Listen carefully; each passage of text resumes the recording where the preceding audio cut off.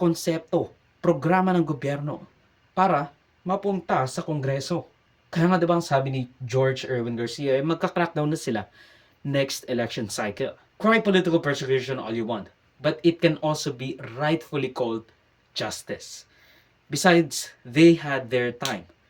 They created the circumstances they find themselves in.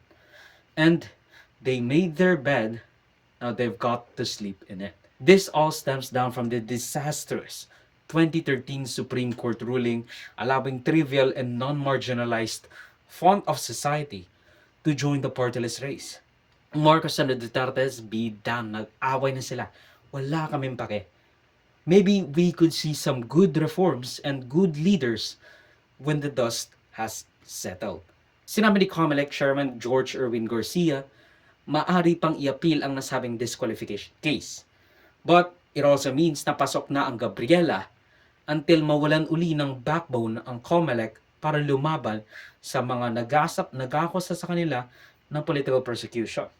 And, bias kasi si Abante na proklama na panalo sa eleksyon kahit na alam mo yun na natalo siya in the popular count. Granted by a few votes, pero he still lost narrowly to Joey Chua.